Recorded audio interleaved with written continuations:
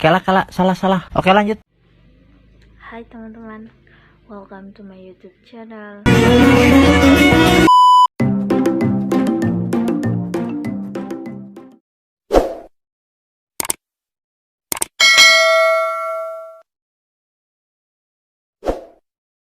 Bosan belajar atau bosan membaca buku yang tebal?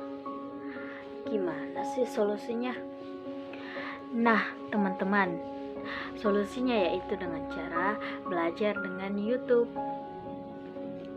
So, belajar, enjoy this video. Nah, jadi teman-teman, di sini saya akan menjelaskan tentang sumber-sumber hukum dibagi menjadi dua. Yang pertama, sumber hukum material. Yang kedua, sumber hukum formil. Yuk teman-teman simak penjelasannya. Yang pertama, sumber hukum material. Sumber hukum material ini merupakan sumber hukum yang mencakup tentang kesadaran warga terhadap akan adanya hukum, yang dimana kesadaran berartikan bahwa manusia itu percaya bahwa di mana ada manusia, di situ ada hukum, di mana ada hukum, di situ ada manusia, sehingga dengan demikian manusia tersebut tidak melanggar aturan-aturan yang ada di lingkungan sekitarnya. Nah, jadi apa sih contoh dari sumber hukum material ini? Nah, jadi teman-teman, contoh yang termasuk dalam sumber hukum material ini yaitu yang pertama, kesusilaan, yang kedua, keagamaan, yang ketiga, lingkungan sosial, dan sebagainya. Yang kedua, sumber hukum formil. Setiap orang yang ingin belajar tentang hukum, sangat penting baginya mencari tahu terlebih dahulu dari mana sih aturan-aturan dan ketentuan-ketentuan hukum itu diambil. Nah, jadi teman-teman, ketentuan dan aturan tersebut diambil di sumber hukum formil ini. Jadi, sumber hukum formil itu dapat diartikan sebagai sumber tempat diambilnya sebuah keputusan hukum yang dilihat dari cara-cara terjadinya dan bentukannya. Jadi teman-teman, di negara Republik Indonesia itu terdapat 5 sumber hukum yang termasuk dalam sumber hukum formil, yaitu yang pertama, perundang-undangan, yang kedua, jurisprudens, yang ketiga, kebiasaan, yang keempat, traktat, dan yang kelima, doktrin. Dari yang kelima sumber hukum formil tersebut, yuk teman-teman disimak penjelasannya. Yang pertama, perundang-undangan. Nah teman-teman, perundang-undangan ini memiliki dua arti, yaitu yang pertama, perundang-undangan dalam arti formil atau dalam arti sempit. Yang kedua, perundang-undangan dalam arti material atau dalam artian luas. Jadi teman-teman, perundang-undangan dalam arti formil yaitu peraturan yang dibuat oleh perlengkapan negara dan diperundang-undangkan sebagaimana mestinya. Nah, teman-teman, jadi alat perlengkapan negara yang dimaksud di sini yaitu presiden dengan persetujuan Dewan Perwakilan Rakyat. Undang-undangan itu merupakan peraturan yang mengikat secara umum, yang dimana teman-teman, secara umum yang dimaksud itu bukan setiap warga negara Indonesia, namun bisa saja umum yang dimaksud itu hanya berlaku untuk sebuah daerah tertentu saja. Yang kedua, jurisprudens. Nah teman-teman, jurisprudens ini merupakan keputusan hakim yang memuat tentang peraturan-peraturan tersendiri dan telah berkekuatan tetap.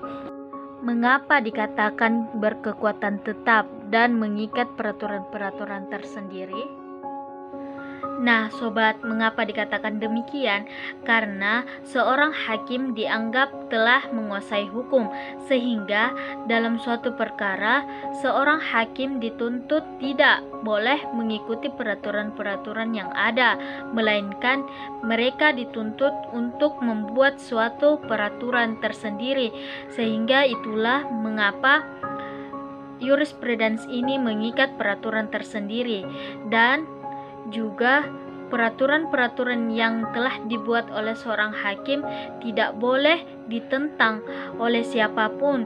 Itulah mengapa dikatakan memiliki kekuatan yang tetap. Yang ketiga, kebiasaan. Nah, teman-teman, kebiasaan ini merupakan salah satu sumber hukum yang tidak tertulis. Mengapa demikian? Karena kebiasaan ini muncul akibat dari aktivitas-aktivitas manusia dalam lingkungan bermasyarakat yang memiliki nilai positif dan dapat diterima oleh lingkungan masyarakat tersebut. Nah, teman-teman, perlu kita ketahui juga, ternyata kebiasaan ini bukan merupakan suatu peraturan yang ditetapkan oleh pemerintah. Namun, meskipun demikian, sebagai warga yang sadar akan adanya hukum, tentunya perlu menetaati kebiasaan tersebut. Apakah ada syarat suatu kebiasaan menjadi hukum? Tentu saja, sobat, ada dua persyaratan kebiasaan menjadi hukum. Yang pertama, tindakan atau perbuatan dilakukan secara berulang-ulang, kemudian nantinya diikuti secara umum. Yang kedua, setiap warga harus memiliki kesadaran yang tinggi akan adanya hukum. Yang keempat, traktat. Traktat merupakan peraturan-peraturan yang muncul dari perjanjian antar negara. Nah, sobat, traktat ini memiliki dua macam loh. Yang pertama, traktat bilateral. Yang kedua, traktat multilateral. Traktat bilateral merupakan perjanjian yang diadakan oleh antara dua negara, sedangkan traktat multilateral merupakan perjanjian yang diadakan lebih dari dua negara. Lalu, bagaimana bisa traktat menjadi suatu sumber hukum? Nah, sobat, jadi traktat bisa menjadi hukum karena dari perjanjian antar negara itu tentu saja melibatkan beberapa peraturan, yang dimana peraturan-peraturan tersebut bersifat memaksa warga setiap negara-negara yang bersangkutan, sehingga itulah mengapa traktat termasuk dalam hukum. Yang kelima atau yang terakhir, teman-teman, yaitu doktrin. Doktrin merupakan pandangan-pandangan para ahli yang dikemukakan dalam masyarakat dan mendapatkan pengakuan dari masyarakat tersebut. Perlu kita ketahui, teman-teman, doktrin ini tidak seperti undang-undang, jurisprudensi, traktat, dan kebiasaan yang bersifat memaksa atau mengikat, sehingga doktrin ini bukanlah sebuah hukum. Namun, karena doktrin ini memiliki wibawa dipandang objektif serta dapat digunakan sebagai dasar pengambilan keputusan, sehingga Mahkamah Internasional menetapkan bahwa doktrin ini merupakan sumber hukum formal. Jadi, bagaimana teman-teman? Sudah semakin paham tentang materi sumber-sumber hukum? Jadi, buat teman-teman yang belum subscribe, jangan lupa subscribe ya. Thank you for watching and bye-bye.